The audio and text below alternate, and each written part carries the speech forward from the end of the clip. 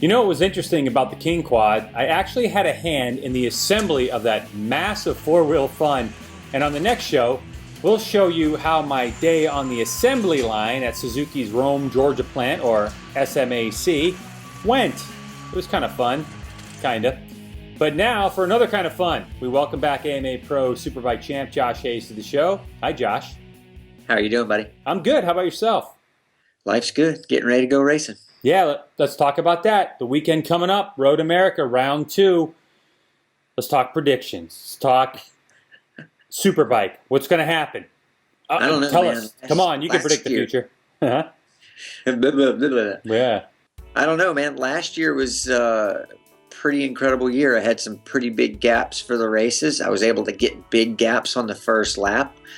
Things are going to be a little bit different this year. We have a different rear tire than what we ran last year, going to the U.S. Dunlop rear tires, and we've yet to see how they're going to measure up. You know, usually we've done a little bit more racing by this time of the season, but I'm definitely looking forward to getting out there and getting back to work and doing what I do. It's a great track for me. It's always one of my favorite tracks on the schedule, and somewhere that no matter what's going on, I seem to get back up to speed pretty quickly when I show up at that track. You've had 2.5 months to digest Daytona. How's your mindset going into the weekend? You know, I've gotten to ride a motorcycle a little bit. We did get to go test a little bit and ride the Superbike some, and I felt really good when I got on the motorcycle. So I'm just anxious more than anything. It's been a long time off. I've been working on my fitness, and quite honestly, through cycling and playing tennis, I took my fitness to a whole nother level. I feel amazing, and like I've worked hard like a professional. So I'm really excited to get out there, and you know it's going to be tough. They've kind of let us know that it doesn't look like they're going to add any races to the schedule at the end of the year.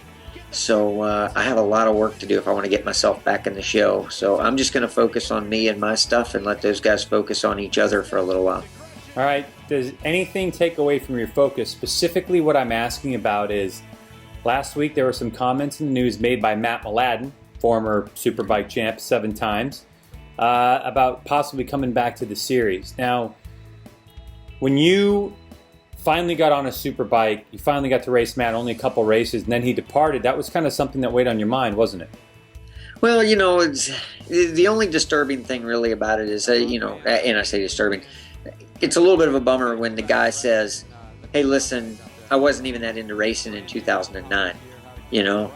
But otherwise, you know, I know he didn't like losing. The guy just he didn't function that way. And he tried hard, or else he wouldn't have thrown one down the road at New Jersey at the end of the year. So I got to race Mat Mladin, and that's great. I think that it really doesn't matter what you do. You spend 3 years away from a sport, coming back's going to be tough. You're not going to come back better than you were 3 years ago when you were at the top of your game. So, and there's still a lot of ifs and buts. I think that's more of the press really kind of pushing buttons, trying to see if, you know, what there is out there. But, you know, the second fastest rider in our paddock for the last 2 years ended up without a job. And so, you know, even a rider of Matt's stature to get on the bike that he wants and show up and come back and be competitive right off the bat, I think would be really tough. You know, I've had my feet in it pretty deep here for the last 3 years, and things are going well for me. So it would be a lot of fun, though. I love racing. I think he's a great competitor. I've learned so much from him that, you know, I attribute a lot of the things that I try to go out and do in my approach to racing. I learned a lot of those things from him. So it would be cool, though. All right. Well, at least we got that out of the way. Do you follow any of the other classes at AMA Pro Racing during the weekend? You know, of course, I follow Daytona Sport Bikes somewhat because my wife's out there, you know, so I'm watching Melissa ride around in there. I know a few of the kids in Super Sport, but I don't actually get to watch very many of the races. I'm usually pretty head down and focused on what I've got to do, but it's hard for me not to watch you know, the Daytona Sport Bike with Melissa out there. So, what do you think we can expect for Daytona Sport Bike at Road America? Your opinion?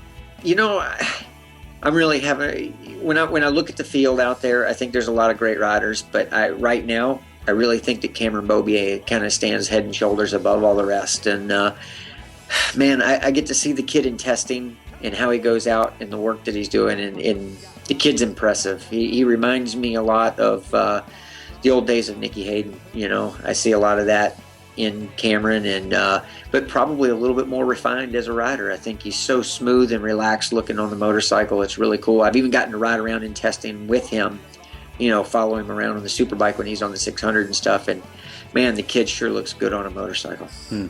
Where can we find AMA Pro Racing on television? Well, sounds like there's a new TV deal. Things are going to be on CBS Sports. Other than that, I know about as much as you guys know from reading it on the internet. All right. Well, thanks for joining us here on Greg's Garage. I certainly appreciate it. And great luck this weekend at Road America. We look forward to hearing more about the weekend a little bit later on. Cool? Sounds good. All right. You know, well, over the years, Josh and I have participated in our share of charity rides. Remember the True Grits 50cc fun run? Yeah, it was a lot of fun. Yeah, that was a good time. But one that has a major impact on the world was right here in North Carolina recently, and it's called the Ride for Kids.